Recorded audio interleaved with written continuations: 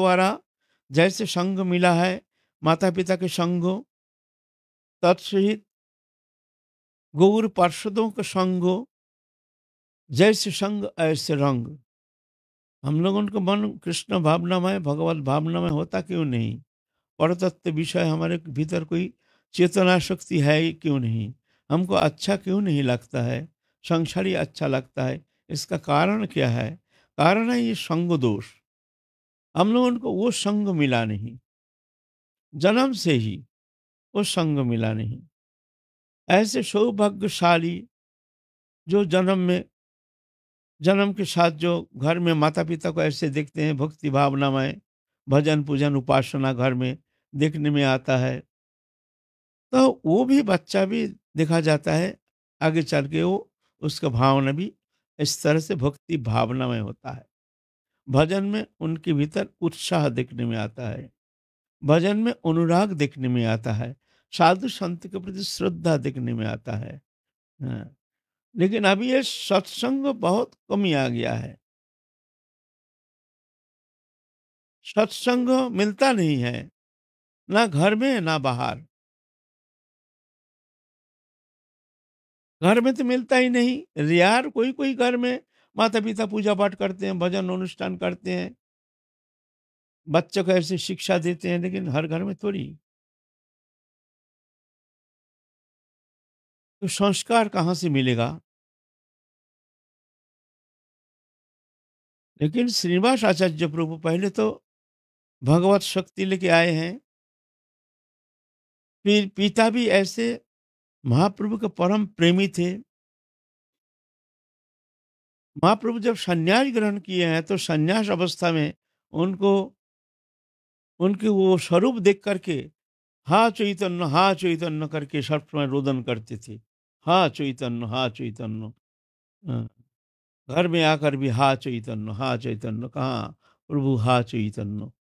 तब से ग्रामवासी सब उनको नाम दे दिए हैं चैतन्य दास।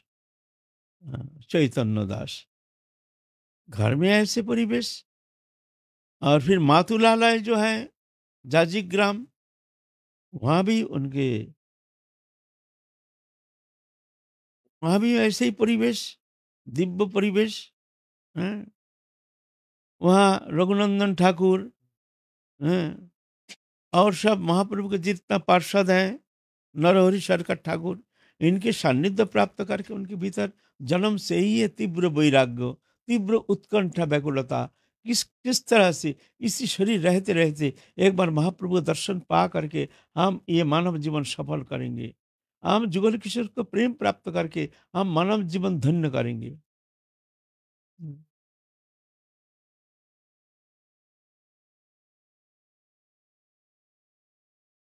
लेकिन महाप्रभु का दर्शन तो हुआ नहीं। जगन्नाथपुरी जाते जाते महाप्रभु अदृश्य हो गए हैं, नित्य लीला संवरण करके नित्य लीला में प्रवेश कर गए हैं। अद्वैत आचार्य प्रभु नित्य लीला में प्रवेश कर गए हैं। नित्यानंद प्रभु नित्य लीला में प्रवेश कर गए हैं। बहुत दुखी होकर के, मर्माहत होकर के, एक मार्मिक वेदना लेकर के, अब किंग कर्तव्य विमूढ़ होकर के पड़े हैं।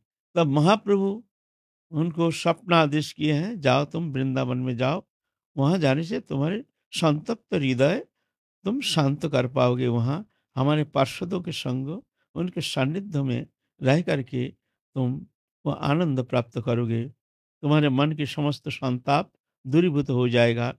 वहाँ गोपाल भट्ट गोस्वामी है, हमारे प्रिय पार्षद, उनसे तुम दीक्षा मंत्र प्राप्त करना। जीव गोस्वामी है हमारे ही कृपा पात्र, उनसे तुम विद्या अध्ययन करना, श्रीमद् भागवत पुराण आदि शास्त्र अध्ययन करना।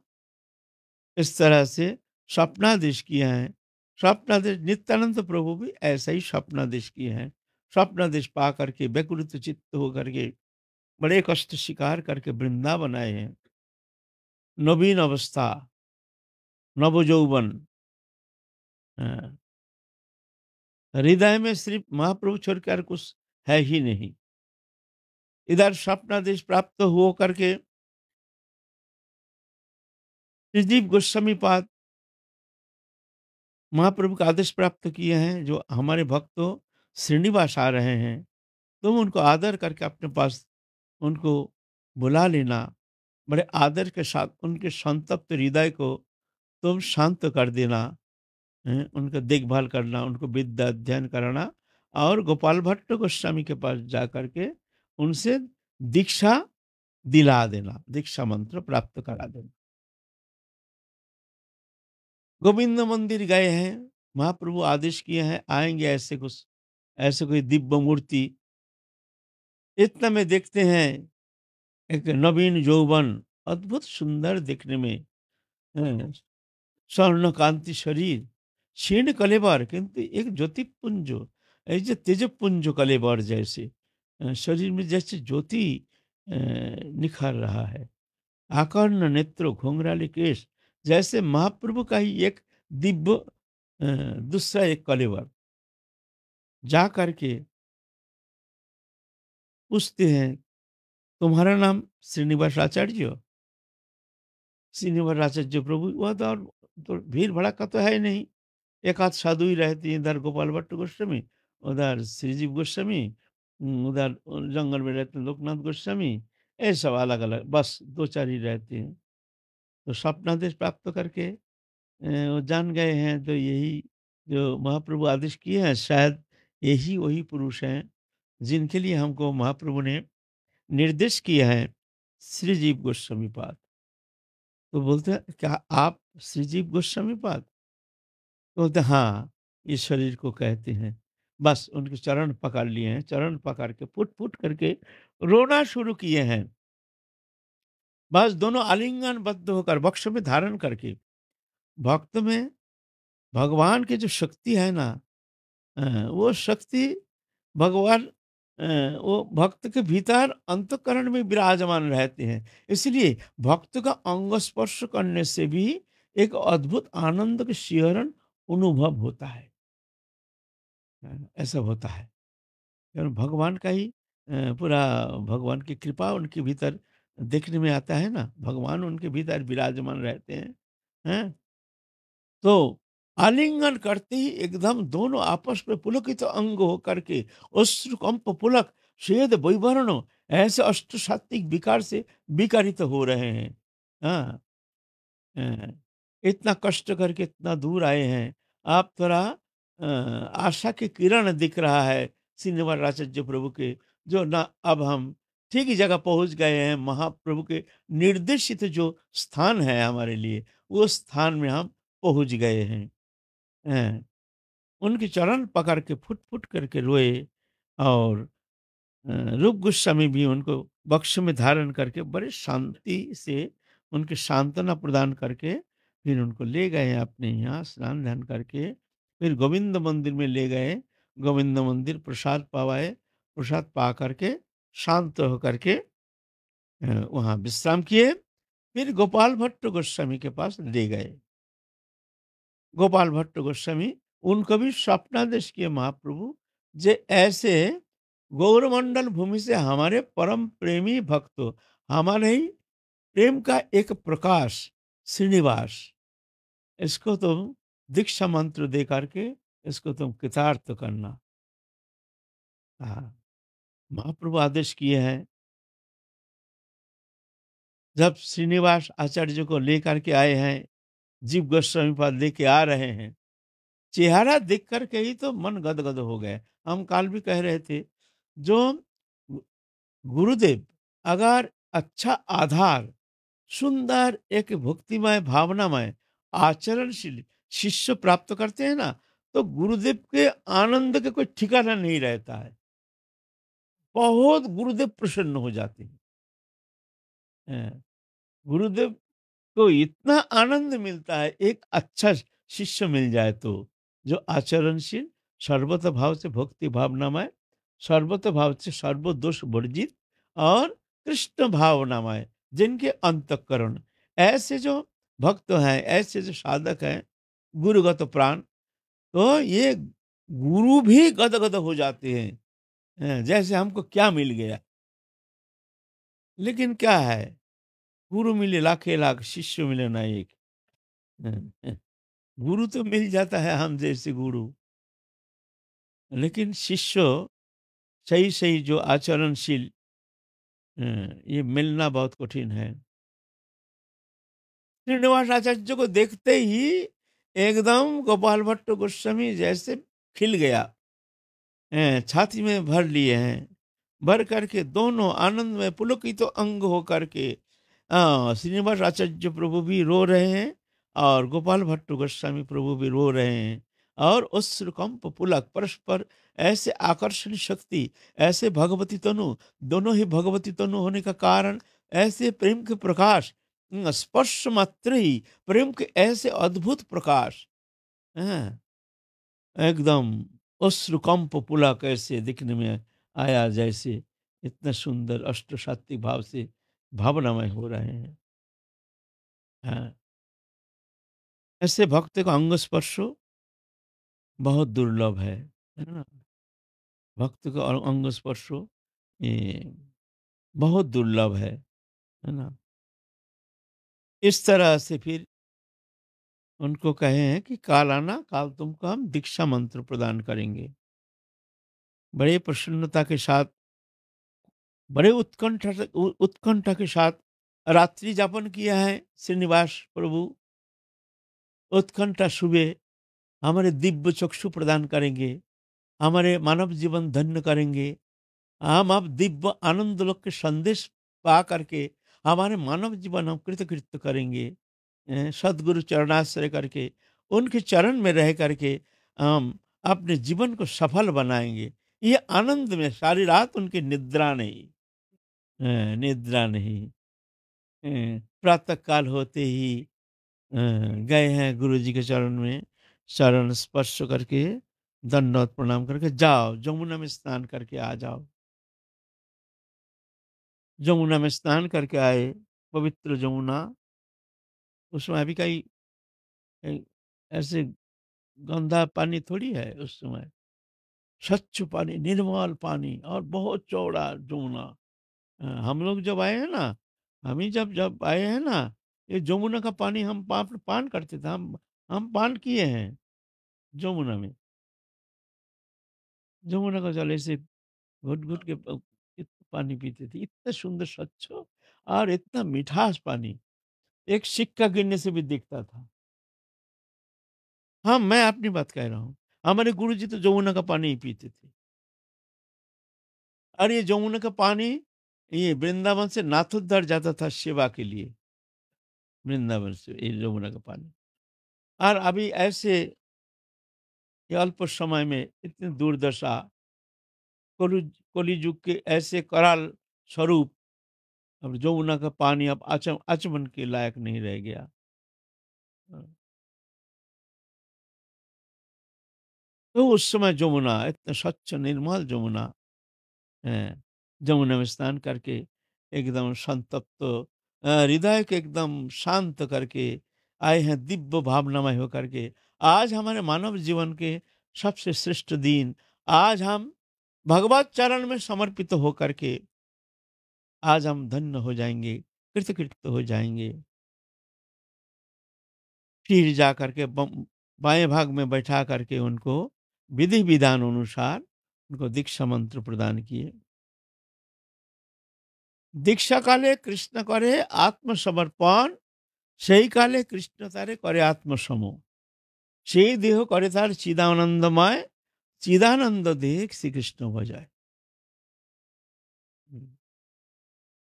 ऐसे चैतन्य चरितमृत कहते हैं। दीक्षा काले कृष्ण करे आत्मसमर्पण, সেই কালে কৃষ্ণ তারে করে আত্মসম, সেই দেহ করে তার চিদানন্দময়, चिदानंद देह श्री कृष्ण भजाए। जब दीक्षा लेते हैं उस समय शिष्य श्री कृष्ण में आत्मसमर्पण कर देते हैं, अपने को समर्पण कर देते हैं। तो कृष्ण उनके शरीर को चिदानंदमय कर देते हैं और चिदानंद स्वरूप में रहकर वो श्री कृष्ण भजन करते हैं। तो अभी ऐसा क्यों नहीं होता है? अभी ऐसा क्यों नहीं होता है? कृष्ण भजन तो दूर की बात है, दीक्षा मंत्र प्राप्त कर लिया, गुरु सान्निध्य प्राप्त कर लिया, सब प्राप्त कर लिया, दिन बीत गया, मन की थोड़ा-सा परिवर्तन नहीं आया है। मन जहाँ के तहाँ ही वहीं मन मन भ्रमित हो रहा है। वही विषय कानन में हमारे मन रमन कर रहा है। तो ये शब्द कहें चैतन्य चरितामृत में, क्या ये झूठ? हम्म? कोई परिवर्तन नहीं। दीक्षा के समय जो भी स्थिति, अभी भी वही स्थिति, मन हमारे वही विषय कानन में रमन कर रहा है। विषय चिंता, विषय कामना, दृश्यमान भोग्य पदार्थ वस्तु के प्रति चित्त आसक्त, यही अच्छा लगता है। भगवती चिंता, जोर करके मन को लगाने के लिए प्रयत्न करते हैं, लगता नहीं, भग जाता है। क्षण क्षण में मन ना जाने कहाँ कहाँ कौन विषय कानन में, वो कौन सुगंधी अनुसंधान में ये मन हमारा भाग रहा है। भ्रमरा जैसे मन रूप भ्रमरा हमारा विषय कानन में घूम रहा है। तो कारण क्या है? कारण है, यहाँ जो शब्द कहे हैं, दीक्षा काले कृष्ण करे आत्मसमर्पण। दीक्षा के समय गुरु चरण में, कृष्ण चरण में आत्मसमर्पण करते हैं। तुम जो दीक्षा ली हो, तुमने आत्मसमर्पण किया। हमारा आत्मसमर्पण ही हुआ नहीं। हम दीक्षा तो प्राप्त किए हैं, आत्मसमर्पण हुआ नहीं। हम्म, आत्मसमर्पण, हाँ। समर्पण किसे कहते हैं? हमने गुरु चरण में समर्पण कर दिया। समर्पण का माने क्या होता है? किसको समर्पण कहते हैं? अनुकूल ग्रहण, प्रतिकूल वर्जन, हाँ। रक्षाकर्ता रूप में वरण, रक्षा करेंगे ऐसे आरती प्रकाश, और आत्मसमर्पण, सर्वविद शरणागति। अनुकूल ग्रहण, प्रतिकूल वर्जन, रक्षाकर्ता रूप में वरण, रक्षा करो बोल के आरती प्रकाश, हम्म, और शरणागति। पांचवा और एक, अनुकूल ग्रहण, प्रतिकूल वर्जन, रक्षा करो, रक्षा करेंगे ऐसे दृढ़ विश्वास, दृढ़ विश्वास। अनुकूल ग्रहण, प्रतिकूल वर्जन, रक्षाकर्ता रूप में वरण, और रक्षा करेंगे ऐसे दृढ़ विश्वास, रक्षा करो, इस तरह से आरती प्रकाश और शरणागति। ये है सर्वविद शरणागति। एक होने से तभी उसको शरणागत माना जाएगा। लेकिन ये शरणागति होता है हम लोगों को, गुरु कहते हैं कुछ, शिष्य करते हैं कुछ। शिष्य गुरु के वचन से कोई मतलब ही नहीं है। जो मन में आया वही करने के लिए तैयार हो जाते हैं। अपने जो समझते हैं वो अपना समाज ही थोप देते हैं। जो मैं जो समझता हूँ ये ठीक है। हम्म, गुरु जी का आदेश का कोई इंतजार नहीं। मन जो चाहा वही वही करना शुरू कर देता है। कहीं जाएगा, अपनी झोली झंडा बंद करके गुरुदेव के पास चले गए। गुरुदेव, हम तो थोड़ा सा पहाड़ जा रहे हैं, आपके आदेश बिना तो जा नहीं सकते हैं। इसीलिए आपके आदेश लेने के लिए आए हैं। आप हमको आदेश कीजिए, हम फलाना जगह जा रहे हैं। लो, आदेश तुम लोगे क्या? तुम तो और आदेश कर रहे हो। जो हमको आदेश करो हम जाएंगे। हाँ, ऐसे है आजकल। ऐसे शरणागति। तो अनुकूल ग्रहण, अनुकूल गुरु, अनुकूल गुरु जैसे चाहते हैं, गुरु अनुकूल तुमको समस्त कर्म करना पड़ेगा। गुरु कैसे चाहते हैं, उनके मन की इच्छा जान करके, अनुकूलता जान करके तुमको कर्म करना पड़ेगा। प्रतिकूल वर्जन, तत्प्रतिकूल, जो प्रतिकूल, भजन के प्रतिकूल, हमारे गुरु की इच्छा के प्रतिकूल, भक्ति भावना के प्रतिकूल, भक्ति साधन के प्रतिकूल, ये सब परित्यज्य, अ, ये सब त्याग करना पड़ेगा। अनुकूल गौण, प्रतिकूल वर्जन, रक्षाकर्ता रूप में वरण, रक्षाकर्ता, जो हमारे रक्षाकर्ता एकमात्र हमारे गुरुदेव हमको रक्षा करेंगे। और रक्षा करेंगे ऐसे दृढ़ विश्वास, दृढ़ विश्वास, पलक भी हिलेगा नहीं मन। हमारे गुरु सामर्थ्य है। गुरु हमको हर तरह से रक्षा करेंगे, इसमें कोई संदेह नहीं। और रक्षा करो बोल के आरती प्रकाश जब घबरा जाते हैं, कोई नाना प्रकार उपाधि आ जाती है, उस स्थिति में फिर रक्षा करो, दो हाथ उठा करके असहाय होकर के बच्चा जैसे माँ के लिए रोदन करते हैं, माँ माँ माँ माँ, हैं, भयभीत होकर के, दुखी होकर के, हैं, ऐसा ही गुरुदेव रक्षा करो, गुरुदेव रक्षा करो, रक्षा करो, आरती प्रकाश। और शरणागति, समर्पण, समर्पण माने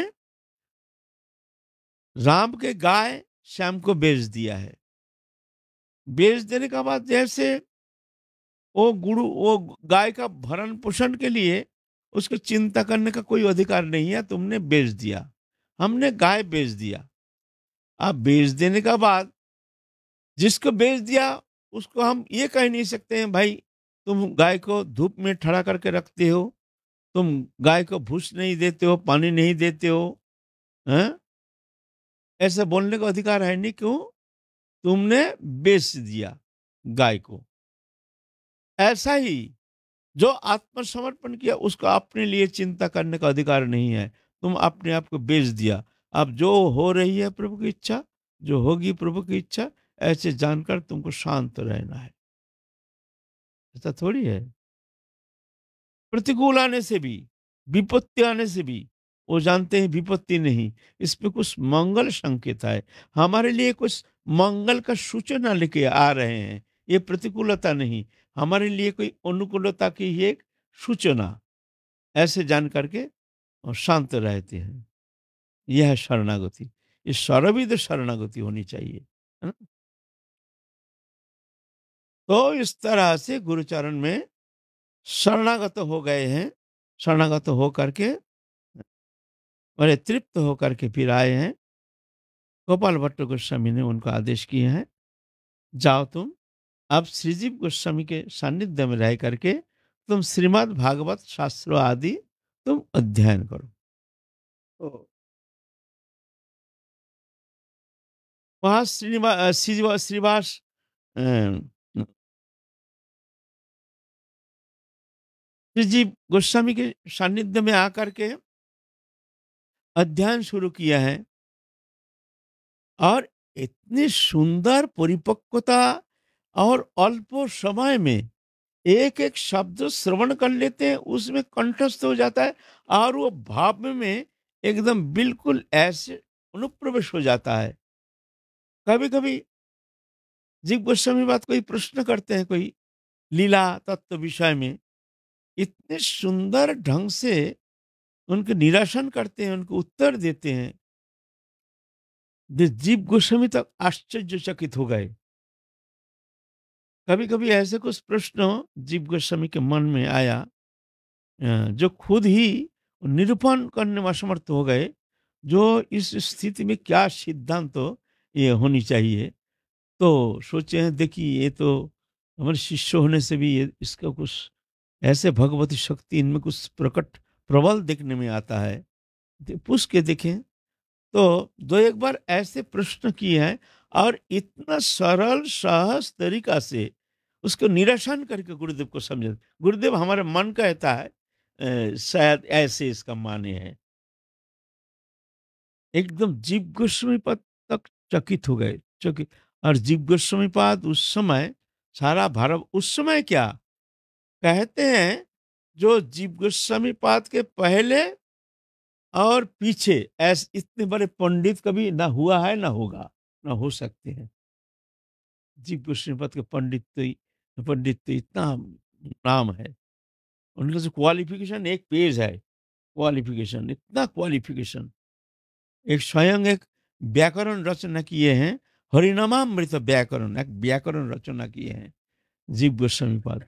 अ, हमारे महाप्रभु के समसामयिक समस्त जब गोस्वामीगण आचार्य जो भी हैं, सभी जीव गोस्वामी को लेकर के जब कोई तत्व विषय निरूपण करने के लिए जब सब बैठते हैं, तो जब कोई खटक जाता है, कोई प्रश्न जिज्ञासा, तो बुलाओ जीव को। जीव है सबसे छोटी, छोटे हैं जीव गोस्वामी पाद।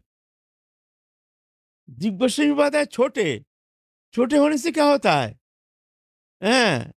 इधर रूप गोस्वामी, सनातन गोस्वामी, लोकनाथ गोस्वामी, अ, अ, और जितने जितने हैं सब प्रवीण हैं और सभी बड़े-बड़े विद्वान हैं, साधारण विद्वान नहीं। लेकिन जब सत्संग में कोई प्रसंग लेकर के, कोई तत्व विषय में लेकर के जब अटक जाता है तो बुलाओ जीव को बुलाओ। जीव जीव सबसे छोटे हैं, लेकिन बुलाओ जीव को, जीव निरसन करेंगे। इस स्थिति में इसका क्या समाधान है? जीव गोस्वामी बताते थे इसका समाधान ये है। ऐसे सब मानते थे, छोटे होने से क्या होता है? विद्वान तो विद्वान ही है। विद्वान विद्वत्ता किसी के पास भी हो, वो तो प्रणम्य है या आदरणीय है ही। विद्या का सम्मान होता है, मनुष्य का सम्मान करिए। विद्या का आदर होता है। विद्या को पूजन करते हैं सब। जीव गोस्वामी इतने बड़े विद्वान थे। वही जीव गोस्वामी पाद श्रीनिवास आचार्य प्रभु को उनके शिष्य है, लेकिन ऐसे ऐसे कठिन कठिन विषय, तत्व विषय, हैं, ऐसे प्रश्न किए हैं, इतना सरल सहज रूप से उसका निरसन करके समझा देते थे। जे गुरुदेव, मैं तो आपका बालक हूँ। बोलने का ढंग है, देखो गुरुदेव है, गुरुदेव के सामने कुछ बोलना, सिद्धांत स्थापन करना, ये तो धृष्टता है। गुरुदेव जब कुछ कहते हैं उनको ऊपर हम अपना कुछ विद्वत्ता, अपना कुछ ये ज्ञान, उसको दिखाना, सिद्धांत स्थापन करना, ये धृष्टता है। लेकिन गुरुदेव जब आदेश करते हैं, लेकिन हम कुछ अलग होना चाहिए, ऐसे हैं, ऐसे इस तरह से गुरुदेव, आप तो आपके शिष्य हैं, हमारे तो कोई ज्ञान है नहीं। आप जैसे ज्ञान देते हैं तदनुसार हम जो भी छोटा-मोटा जो भी व्याख्या हम सीखे हैं, आपके सामने पेश कर रहे हैं। कृपा करके आप जैसे उचित है अब कह दीजिए। इस तरह से इस तरह से विषय वस्तु को समाधान करके, दिखा करके गुरुदेव, आपकी कृपा से तो मेरे ये तो विचार तो मेरे मन में ये आया, अब आप जानिए। बोलने का ढंग, ये नहीं गुरुदेव ऐसा होना चाहिए, ये है। नहीं है, ये बोलने का ये तरीका से गुरु अपराध हो जाएगा, अमर्यादा हो जाएगा। नहीं, नहीं गुरुदेव हम जो कह रहे हैं ना, ये है, ये ठीक है। बस हो गया अमर्यादा, गुरु अपराध हो जाएगा। बोलने का ढंग है। इस तरह से बड़े सुंदर ढंग से तो फिर जाकर प्रसन्न होकर के श्रीजीव गोस्वामी पर उनको आचार्य पदवी दिए हैं। आचार्य श्रीनिवास आचार्य, उनका आचार्य पदवी दिए हैं। इतना में स्वप्नादेश, तो स्वप्न में ही सब महाप्रभु कृपा करते हैं श्रीनिवास आचार्य प्रभु को। प्रभु तो पहले ही जानते हैं, जो नरोत्तम नामक महाप्रभु के विशेष कृपा पात्र, जो कि जन्म के पहले खेतरी ग्राम में जाकर के महाप्रभु रोदन किए हैं, नरोत्तम नरोत्तम नरोत्तम करके, मेरे प्रिय नरोत्तम तुम कहाँ। भक्त लोग कहते हैं, प्रभु ये नरोत्तम कौन है? हमको आपके सानिध्य में जो भी भक्त हैं, हम लोग तो सभी को जानते हैं, लेकिन नरोत्तम नामक किसी को तो हम लोग जानते नहीं है। आप रोदन कर रहे हैं, ये है कौन? तो महाप्रभु कहते हैं, ये तो अभी जन्म नहीं लिया है, लेकिन इस खेतरी गांव में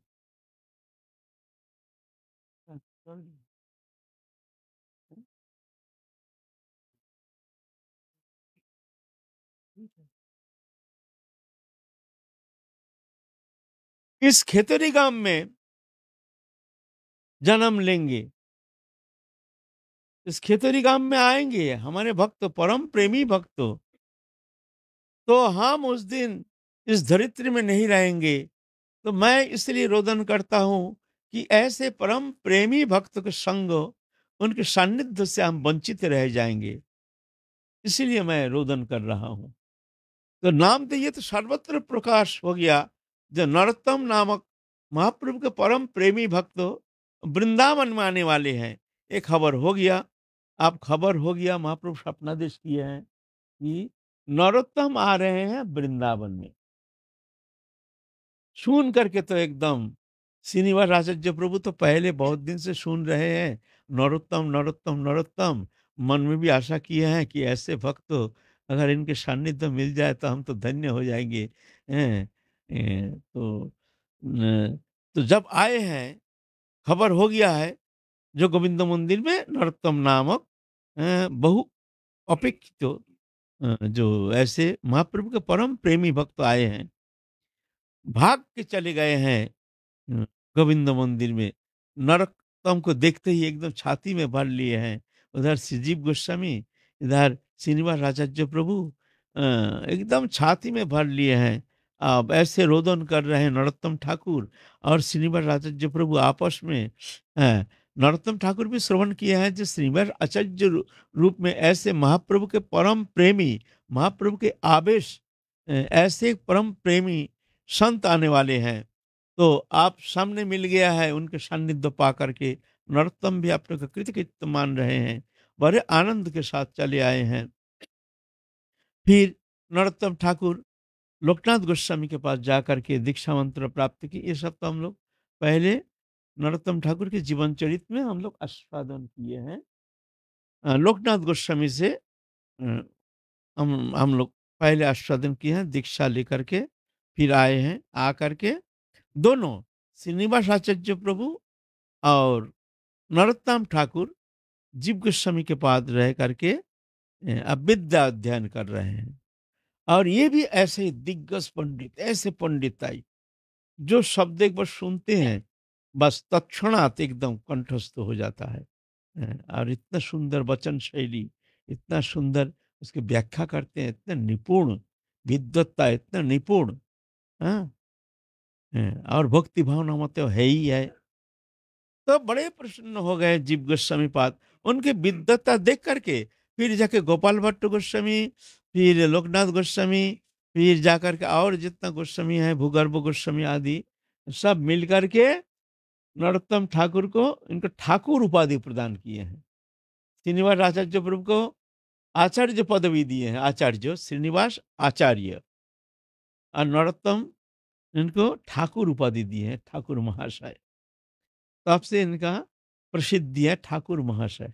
ठाकुर महाशय कहने से सब कोई जानते हैं। ठाकुर महाशय के पद, ये ठाकुर महाशय के पद ठाकुर महाशय रूप में ही जानते हैं सब। इस तरह से बड़े सुंदर हाँ, आनंद में रह रहे हैं, विद्याभ्यास कर रहे हैं, समस्त शास्त्र, समस्त रस तत्व, प्रेम तत्व इत्यादि तत्व विषय में परम निपुण हो गए हैं। श्रीजीव गोस्वामी के सानिध्य में रह करके, तत्सहित ऐसे महत्पुरुष के सानिध्य में रह करके एकदम परिपक्व दशा प्राप्त की है। सिर्फ इतना ही नहीं, सिर्फ विद्वत्ता नहीं, सिर्फ शाब्दिक नहीं, ऐसे अनुभव संपन्न एकदम अनुभव राज्य में ऐसे प्रवेश कर गए हैं। दिव्य लीला के सब प्रकट होना शुरू हो गया है। अ, आसन में बैठते ही एकदम नित्य लीला के दिव्य स्फूर्ति उनके भीतर प्रकट हो जाते हैं। ऐसी गुरु कृपा दोनों ही परम गुरु कृपा के परम फल स्वरूप मूर्त विग्रह, गुरु कृपा के मूर्त विग्रह लोकनाथ गोस्वामी के परम शिष्य है नरोत्तम ठाकुर, और गोपाल भट्ट गोस्वामी के हैं श्रीनिवास आचार्य प्रभु। फिर अब क्या मन आया, राघव पंडित है वृंदावन महाप्रभु के पार्षद। अब सोचे हैं कि हम लोग थोड़ा सा वन परिक्रमा करेंगे ब्रजभूमि। ब्रज के जितना वन है, द्वादश वन प्रसिद्ध है वहाँ। ताल वन, बेल वन, बेहुला वन, कुमुद वन, मधुवन, महावन, खुदिर वन, लोहवन, हैं लोहवन, फिर फिर वृंदावन, फिर तुम्हारा कामवन, ऐसे द्वादश वन प्रसिद्ध है। उपवन भी बहुत सारे है, उपवन। ऐसे द्वादश वन भ्रमण करने के लिए भूगर्भ गोस्वामी और श्रीनिवास आचार्य प्रभु और नरोत्तम ठाकुर तीनों चले हैं। वनभूमि दिव्य वन शोभा, वन की अद्भुत शोभायमान, अद्भुत शोभा दर्शन करते करते करते करते आनंद में अपने भजन में तल्लीनता तन्मयता के साथ जिस लीला स्थली में जाते हैं उस लीला चिंतन करके दिव्य लोक के वो भावनामय होकर के अंतश्चिंतित शरीर में वो दिव्य लोक के वो आनंद में निमग्न हो जाते हैं। ऐसे अद्भुत बाहर में वो दिव्य वृंदावनी शोभा और अंतर जगत में वृंदावन की अलौकिक अनुभूति, अ, ऐसे अद्भुत आनंद के शिहरण, वृंदावन के ऐसे दिव्य प्रकाश, बाहर प्रकाश, भीतर प्रकाश, दोनों प्रकाश। अब चले हैं, चलते-चलते उसी दिन में वृंदावन लीला संपन्न करके, वन भ्रमण करके फिर लौट के आए हैं। इतना में आए हैं महाप्रभु के और एक पार्षद श्यामानंद प्रभु। श्यामानंद प्रभु भी महाप्रभु के आदिष्ट पुरुष हैं। ये आए हैं, इनके आने से हर जगह और आनंद को उफान आ गया। तीनों आए हैं, तीनों रह रहे हैं एक साथ और रहते हैं श्री जीव गोस्वामी के सानिध्य में, विद्या अध्ययन करते हैं, भजन पूजन करते हैं, गुरु सेवा में भी तल्लीन रहते हैं। इस तरह से तो एक दिन श्रीनिवास आचार्य प्रभु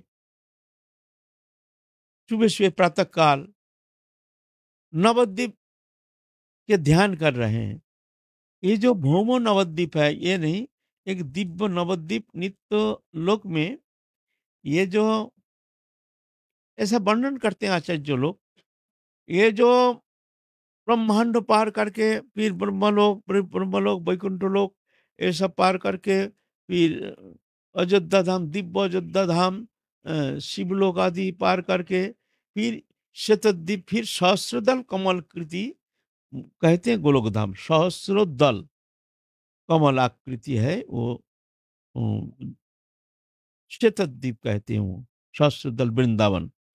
उसके भीतर जो कोर्णिका है, कमल दल के भीतर बीच में, वो कोर्णिका, उसके अनंत कोठरी है उसमें, अनंत कोठरी, और हर कोठरी अनंत, और एक एक कोठरी में राधा कृष्ण जुगल एक एक लीला होती है।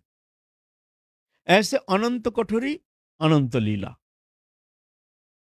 ये चिंता के अगम्य, ये एक तक दिग्दर्शन मात्र। वास्तव में हमारे आचार्य ने जिस तरह से वर्णन किया, उसके थोड़ा सा हम उनके उच्छिष्ट चर्वण करके थोड़ा सा कहने की कोशिश कर रहा हूँ। वास्तव में इसका वर्णन होता नहीं है। वो सहस्रदल कमल आकृति, वो जो दिव्य गोलोक धाम है, उसके बीच में जो कोर्णिका है, उसमें अनंत कोठरी, और हर कोठरी अनंत है, और एक एक कोठरी में राधा कृष्ण अलग अलग लीला करते हैं। कोई कोठरी में सिर्फ राधा कृष्ण है और कोई नहीं है। अनंत काल दोनों रममान होकर के आनंद में दोनों जुगल विहार कर रहे हैं। कोई कोठरी में एक सखी है। ये जो हमारी जो वृंदावनी उपासना, हमारी जो माधुर्यमय उपासना, महाप्रभु के प्रदत्त जो उपासना पद्धति, ये एक कोठरी का लीला है। और जो हरिदासी संप्रदाय और संप्रदाय, वो एक कोठरी का लीला है। दोनों का तालमेल होगा नहीं। अब कोई कहेंगे बोले ये सत्य है, नहीं सत्य है, हैं? ये हो जाता है ना, जैसे हरिदासी संप्रदाय के जो उनमें एक ही सखी ललिता सखी, और कोई सखी है ही नहीं। मंजरी भाव उपासना है नहीं, वो सखी उपासना। हमारे यहाँ कितना है, हमारे यहाँ अष्टप्रधाना सखी है, अष्टप्रधाना मंजरी है, और उनके कितना और सब उनके अनुयायी हैं। अष्ट प्रधान सखी है तुम्हारा ललिता विशाखा चित्रा, इंदुलेखा चंपकलता रंगदेवी तुंग विद्या सुदेवी, अष्टप्रधान सखी। अष्टप्रधान मंजरी है, रूप मंजरी, रति मंजरी, विलास मंजरी, कस्तूरी मंजरी, मंजुलाली मंजरी, रस मंजरी, गुण मंजरी, लवंग मंजरी, ये है। फिर साधन सिद्ध मंजरी है। और हमारी लीला है श्रोतवत लीला। हाँ, लीला के अनंत अनंत दिक, एक निकुंज नहीं। जैसे हरिदास संप्रदाय में निकुंज लीला प्रधान, उन लोग अष्टजाम निकुंज लीला में रहते हैं। हमारे ऐसा नहीं। आप तर्क वितर्क करेंगे, वो लीला ठीक है ना, ये लीला ठीक है। वास्तव में वो ठीक है, ये भी ठीक है। वो है एक कोठरी की लीला, हमारे का एक कोठरी की लीला। अब ना जानने के कारण झगड़ा होता है। आप बोलेगे हमारा ठीक है, वो बोलेंगे हमारे ऊंची भजन है, वो कहेंगे हमारे ऊंची भजन है। हैं? सब ठीक है। जैसे नित्य नित्य अयोध्या धाम भी दिव्य अयोध्या धाम है। ये अयोध्या नहीं, दिव्य लोक, दिव्य अयोध्या धाम है। वहां भी रामचंद्र विराजमान है, लेकिन वहां विशेषता यह है, यहाँ जैसे परिवर्तनशील है, बाल्य प्रगुण कैशोर जो अवस्था भेद ये है नहीं। वहाँ एक ही किशोर अवस्था रामचंद्र एवं माता जानकी सब है। और वहाँ रावण मारन आदि है नहीं। वहाँ लंका कांड आदि ये सब है नहीं। तो ऐसे है ना, वो दिव्य अभी इसका कौन वर्णन करेगा, है ना? तो ये एक एक कोठरी का मामला है। इसलिए ये तर्क नहीं करना चाहिए। अगर किसी को संदेह होता है मन में, तो ये समझ करके शांत रहना चाहिए, जो हमारे वहाँ हम तो बालक हैं, अज्ञानी हैं, हमारे वहाँ अनुप्रवेश है नहीं। इसलिए इस विषय में कोई मंतव्य करना जो ये ठीक नहीं, ये ठीक है। हमारे बड़े ऊँची भजन है, इनका नीची भजन है। ऐसा स्वप्न में भी ऐसा नहीं सोचना चाहिए, है ना? हमारे परों की उपासना पद्धति है। और जैसे सुबह उठ करके राधा रानी जाते हैं सूर्य पूजा उपलक्ष्य में, एक दिग्दर्शन देते हैं। अष्टजाम निकुंज सेवा नहीं। सुबह प्रातः काल उठ करके राधा रानी जाते हैं सूर्य पूजा, मंजरी साथ जाती है, सूर्य पूजा करके फिर वहाँ से जाते हैं कहाँ? राधा कुंड में। राधा कुंड में वहाँ बहुत सारे कुंज है, निकुंज है। वहाँ राधा कृष्ण दोनों वहाँ विराजमान रहते हैं। जौलोकेली करते हैं राधा कुंड में, जौलोकेली जौलोकेली करके स्नान केली करके फिर जाके वहाँ भोजन लीला, भोजन करके फिर वहाँ चौरस खेलते हैं सखियों के साथ। सखा भी रहते हैं, अंतरंग सखा। सखा भी वहाँ बहुत प्रकार सखा है। सखा, प्रिय नर्म सखा, प्राण सखा, 4 प्रकार सखा है। सखी है सखी, प्रिय नर्म सखी, प्राण सखी, नित्य सखी। ये पंचविध सखी है। हमारी उपासना में गौरिया महाप्रभु का जो अवदान है, जो ये हमारे उपासना पद्धति वैचित्री, बहु वैचित्री, अनंत वैचित्री हमारे ये लीला में, ये तर्क का अगम्य है। फिर वहाँ पर चौरास खेलते हैं, चौरास खेल के थोड़ा सूर्य ढल जाता है, थोड़ा-सा शाम हो जाता है, फिर वन भ्रमण करने निकालते हैं, वन भ्रमण करते हैं।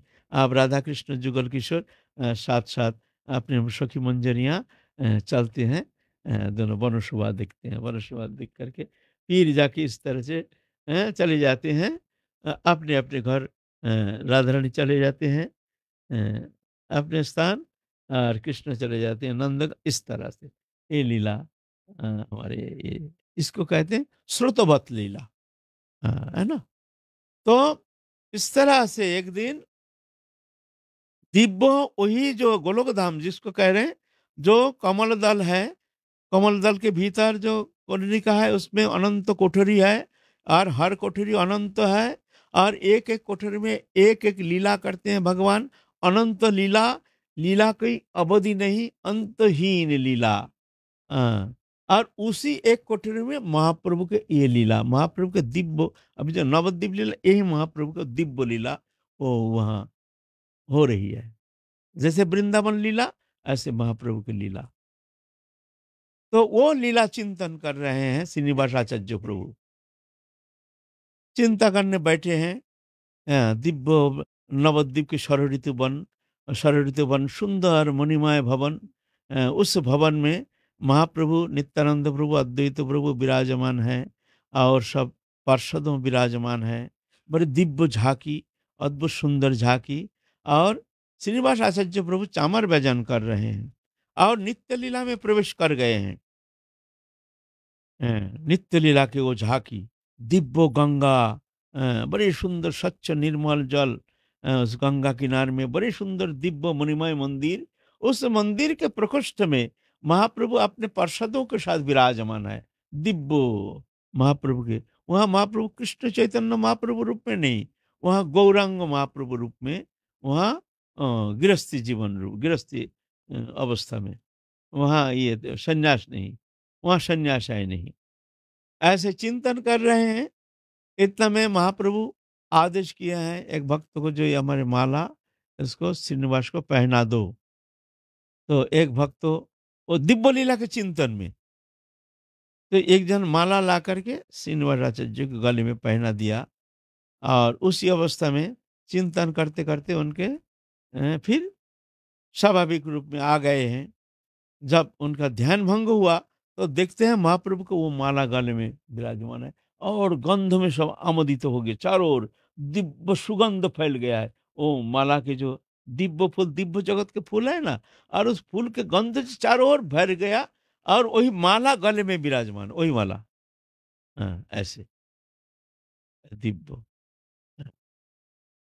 ऐसे अद्भुत लीला आनंद में निमग्न रहते हैं, दिव्य आनंद लीला रस में निमग्न रहते हैं। फिर एक दिन वृंदावन लीला देख रहे हैं। वृंदावन, षड़ ऋतुवन, दिव्य वृंदावन, अलौकिक। अ, ये वनों शोभा का कोई ठिकाना नहीं, अलौकिक, जो लोकातीत, इंद्रियातीत, जोगमाया के द्वारा रची हुई जो दिव्य वृंदावन की अद्भुत शोभा, उस वृंदावन के सुंदर एक मणिमय निकुंज भवन, उस भवन में राधा कृष्ण विराजमान है, समस्त सखियां आए हैं, सब होली खेलेंगे, सब रंग लेके आए हैं, होली खेलेंगे। ऐसे स्फूर्ति दशा में श्रीवास राज्य प्रभु देख रहे हैं। राधा रानी भी इस सोने का पात्र में रंग लेकर के, ललिता विशाखा आदि सब, और कृष्ण भी अपने शाखाओं को लेकर के, सीधाम सुदाम दाम वसुदाम आदि सब, मधुमंगल आदि शाखा को लेकर के आए हैं। अब होली रंग खेलेंगे, खूब रंग खेल रहे हैं, खूब रंग खेल रहे हैं। और मंजरी रूप में वो सखी भी राधा रानी को रंग दे रहे हैं, सब सप्लाई दे रहे हैं राधा रानी को। एलो राधा रानी एलो, हैं, अबीर दे, गुलाल दे रहे हैं, और खूब गुलाल उड़ रहा है, रंग दे रहे हैं। ऐसे बड़े बड़े पिचकारी, सोने का पिचकारी ऐसे मारते हैं कृष्ण की तरफ, एकदम जा करके मुंह में रखते हैं, और कृष्ण भी ऐसे पिचकारी मारते हैं एकदम, हैं, अद्भुत अद्भुत आनंद के एक ठिकाना नहीं। चिन्मय दिव्य जगत के आनंद सिंधु, उस सिंधु में उफान आ गया है, आनंद लीला। फिर इस तरह से होली लीला संपन्न करके, फिर जुगल किशोर अब मुंह को धो करके, मुंह में रंग लग गया है ना, सुंदर मुंह में छींटा दे करके, शुद्ध पानी, सुगंधी पानी से, मंजरी, मंजरी रूप में ये हमारे श्रीनिवास आचार्य प्रभु, इनका नाम है मणि मंजरी। इसको नित्य लीला में इनका नाम दिया है गुरुदेव ने, मणि मंजरी। मणि मंजरी जा करके सुगंध पानी लेकर के राधा रानी के मुख में छींटा दे करके, बड़े कोमल वस्त्र के द्वारा मुंह को, सब रंग लग गया है ना, बड़े सुंदर रंग मुंह को पोछ रहे हैं, पोछा रहे हैं। फिर और एक सखी कृष्ण को इस तरह से पोछा दे करके, साफ सुथरा करके बैठाए हैं, बैठे के सुंदर प्रसाद पवा रहे हैं, फिर तांबुल दे रहे हैं। हाँ, ऐसे चिंतन करते करते जब बाह्यावस्था में आ गए, तब देखते हैं पूरा रंग में भर गया, ओ श्रीनिवास राधे जो प्रभु का शरीर नाना प्रकार रंग से भर गया। वहां से होली रंग खेल के आए ना, यहाँ शरीर में प्रकट हो गया रंग। और वो रंग ऐसे थोड़ी है, इतनी सुगंधी उसमें, एक एक रंग के अलग अलग सुगंधी, जैसे सुगंध की पिचकारी, जैसे रंग के साथ अद्भुत दिव्य लोक की सुगंध। आबिर, आबिर ऐसे देते हैं जो आबिर के सुगंध से मतवारा हो जाते हैं सब दिग दिगंत। ऐसे सुंदर। तो यहाँ आबिर, गुलाल रंग से भर गए हैं श्रीनिवास आचार्य प्रभु के शरीर, सब देख रहे हैं। ये सब किंवदंती नहीं, ये सत्य है। अ, ये सत्य है, ये लीला। उसके बाद फिर जा करके आप वृंदावन में रह करके सब विद्या अभ्यास करके हर तरह से संपन्न हो गए हैं। आप बहुत सारे ग्रंथ प्रणयन किए हैं, जीव गोस्वामीपद और सब गोस्वामीपद, रूप गोस्वामी आदि, लाखों ग्रंथों। अब यहाँ तो जंगल है, ये ग्रंथ क्या करेंगे? तो ये ग्रंथों को गौरमंडल भूमि में भेज करके वहाँ सब प्रचार करेंगे ये ग्रंथ। इस उद्देश्य लेकर के गोपाल भट्ट गोस्वामी और जितना गोस्वामी गण हैं, सब विचार किया है। ये ग्रंथों बड़े एक बड़ा पेटी, एक गाड़ी जैसे बना करके उसको यहाँ वृंदावन नहीं, वृंदावन से सीधा नवद्वीप में गौरमंडल भूमि में भेजा जाए, ऐसे चिंतन करके ठीक किया है। ले जाएगा कौन? न श्रीनिवास आचार्य, नरोत्तम और रामचंद्र को विराज, तीनों ये जाएंगे। और इनके द्वारा इसलिए भेज रहे हैं ये कि वृंदावन में जो प्राप्ति है वो तो हो गया, ये तो सिद्ध हो गए हैं। अब प्रेम सिद्ध हो गए हैं। यहाँ के प्रयोजन जो था तो प्राप्त कर लिए हैं। आप जिस उद्देश्य लेकर के आए हैं नरतन धारण करके, जगत कल्याण के लिए, जगत मंगल के लिए, ये नहीं कि वृंदावन से इनको भगा रहे हैं। बात ऐसा नहीं है। इन लोग जानते हैं जी आए हैं जगत कल्याण के लिए, जगत मंगल के लिए। जिस उद्देश्य लेकर के महाप्रभु ने ये लीला प्रकटन किए हैं, तो वो लीला विस्तार के लिए इनकी भूमिका जो है, महाप्रभु की इच्छा जान करके जो इनको अभी गौरमंडल भूमि में भेजकर ये व्यापक रूप में ये प्रचार करना चाहिए। इसलिए तीनों आधार, रामचंद्र कविराज, नरोत्तम ठाकुर, और श्यामानंद प्रभु, तीनों को यहाँ से भेजो। इन लोग अभी व्यापक प्रचार करेंगे ऐसे। तो सब गोस्वामीगण मिल करके जितना ग्रंथ तो रचना किए हैं, लक्षाधिक ग्रंथ। तो बड़े एक पेटी बनाए, पेटी का चक्का उक्का लगा कर गाड़ी जैसे बना लिए हैं। और बड़े बड़े दो ठो बैल जोड़े हैं, इसको ले जाएंगे। दरबारा जन साथ चलने वाले बड़े बड़े सिपाही जैसे, उनको भी भेजने के लिए तैयार हुए हैं। अब ले जाएँगे, आदेश किए हैं जो तुम लोग तो बहुत दिन रहे वृंदावन में, जिस कर्म के लिए महाप्रभु जिस उद्देश्य के लिए तुमको यहाँ भेजे हैं, तुम आए हो धरित्री में जगत मंगल के लिए, वो मंगल कर्म तुमको करना है। तुम वृंदावन में रह करके वो आनंद लीला रस में निमग्न रहोगे, इसलिए तुमको तो महाप्रभु ऐसे ये लीला प्रकटन नहीं किए हैं, इसीलिए तुमको तो जाना पड़ेगा। दुखी नहीं होना, हमारे आशीर्वाद तुम्हारे ऊपर है, तुम्हारा कल्याण होगा, ऐसे आशीर्वाद दे करके आप अनिच्छाकृत हो, इच्छा ना रहते हुए भी, लेकिन गुरु आज्ञा बलवान है, जाना पड़ेगा। तीनों अब तैयार हुए हैं। तैयार होकर के आप विदाई लेंगे। सबसे पहले जाएंगे गोपाल भट्ट गोस्वामी, हैं? फिर जा कर के रघुनाथ दास गोस्वामी, और ऐसे सबसे मिल करके प्रणाम लेकर के आशीर्वाद लेकर के आप तीनों चलेंगे गौरमंडल भूमि की तरफ। तो आज तो चलेंगे नहीं, कल हम लोग फिर आगे चलेंगे। देखो क्या लीला करते हैं। आज की कथाएं विश्राम। जय जय श्री राधे श्याम। निताई गौर हरि बोल।